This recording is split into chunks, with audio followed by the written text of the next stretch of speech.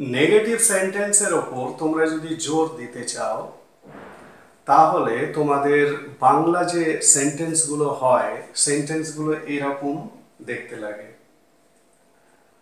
মানে সেন্টেন্সগুলো এই রকমই হয়, বাস্তব বা প্র্যাকটিক্যাল লাইফে সেন্টেন্সগুলোকে এরকম ভাবেই বলা হয়।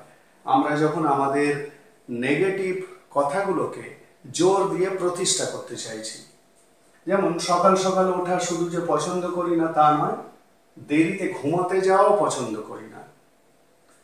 টিভি শুধু দেখি না তা নয়, সোশ্যাল মিডিয়াতেও সময় দিই না। ডিম শুধু খাই না তা নয়, ডিমের গন্ধও সহ্য করতে পারি না। প্রত্যেকটা দিয়েই তোমরা তোমাদের যে নেগেটিভ ভাবনা সেটাকে জোর দিচ্ছ, তার উপর একটা জোর বজায় রাখছো। এখন এই যে দুটোই নেগেটিভ, মানে দুটো করে পার্ট আছে সেন্টেন্সের, একটা হচ্ছে সকালে ওঠা পছন্দ করি না, আর একটা হচ্ছে দেরিতে ঘুমোতে যাওয়া পছন্দ করি না। একইভাবে টিভি দেখি না, সোশ্যাল মিডিয়াতেও সময় দিই না, বা ডিম খাই না, ডিমের গন্ধ সহ্য করতে পারি না। দুটো নেগেটিভ আছে। এই ধরনের সেন্টেন্সগুলোকে ইংলিশে বলতে গেলে কি করতে হবে? এই স্ট্রাকচারটা ফলো করতে হবে। প্রথমে সাবজেক্ট, তারপরে tense wise negative, tense wise negative মানে টেন্স অনুযায়ী নেগেটিভ সেন্টেন্স। ঠিক আছে, টেন্স ওয়াইজ নেগেটিভ মানে হচ্ছে টেন্স অনুযায়ী নেগেটিভ সেন্টেন্স। বোঝা গেল?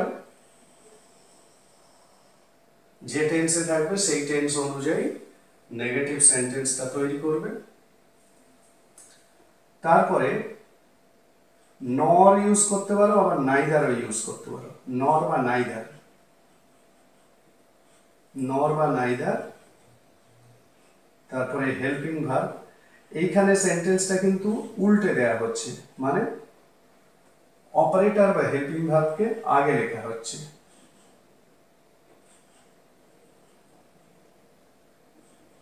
Helping verb plus subject plus verb, মূল ভার্ব।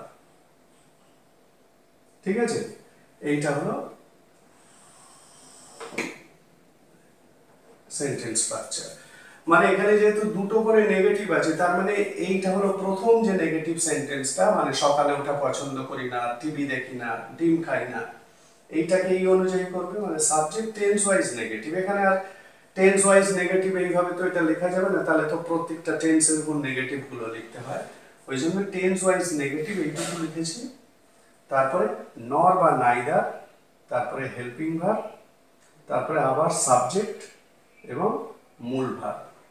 ঠিক আছে, এটাকে বলা হয় ইনভার্সন বা ভার্ব বা এই হেল্পিং ভার্ব বা অপারেটরকে সাবজেক্টের আগে বসানো। এরকম ভাবে হেল্পিং ভার্ব বা অপারেটরকে সাবজেক্টের আগে বসিয়ে আমরা নেগেটিভ সেন্টেন্সের উপর জোর দিই। সেই জোর দিতে গেলে তোমাদের এই রকম ভাবে সেন্টেন্সটাকে তৈরি করতে হবে। তোমরা যদি নেগেটিভ সেন্টেন্সের উপর জোর দিতে চাও তাহলে সেন্টেন্স স্ট্রাকচারটা এরকম করতে হবে। তাহলে এবার দেখে নাও সেন্টেন্সগুলো। সকাল সকাল ওঠা শুধু যে পছন্দ করি না তা নয়, এটা সিম্পল প্রেজেন্টে আছে। তাহলে I don't like getting up early. ঠিক আছে, নর do I like going to bed late।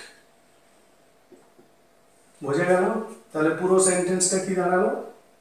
I don't like getting up early nor do I like going to bed late। ঠিক আছে, পরেরটা টিভি শুধু দেখি না তা না, সোশ্যাল মিডিয়াতেও সময় দিই না। জোর দেওয়া হচ্ছে প্রত্যেকটাতে নেগেটিভিটির উপর।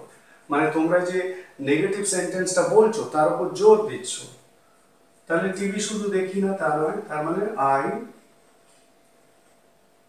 Don't watch TV nor do I spend time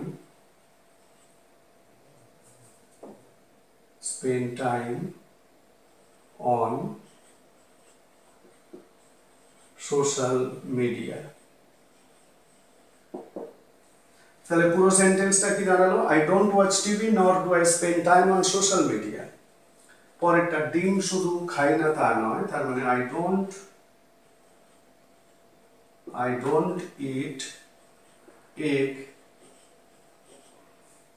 neither, এখানে neither ইউজ করলাম, neither do I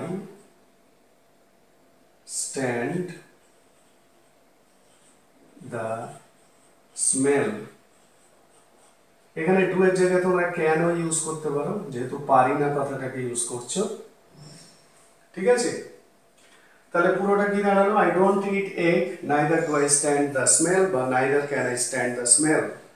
বোঝা গেল? তাহলে কোনো নেগেটিভ সেন্টেন্সের ওপর তোমরা যদি জোর দিতে চাও, তোমাদের বক্তব্যটাকে আরো বেশি জোরালো করতে চাও, তাহলে তোমাদের কি করতে হবে? হেল্পিং ভার্ব বা অপারেটরকে সাবজেক্টের আগে বসাতে হবে এবং তার আগে নেগেটিভ ওয়ার্ডটাকে বসাতে হবে, সেটা নর বা নাইদার। কারণ দুটো নেগেটিভ সেন্টেন্সের কে নিয়ে সেন্টেন্সটা বলা হচ্ছে। তাহলে এই ধরনের প্রতিদিনের কথায় ব্যবহার হওয়া বাংলা বাক্যগুলোকে এইভাবে ইংলিশে বলতে হবে।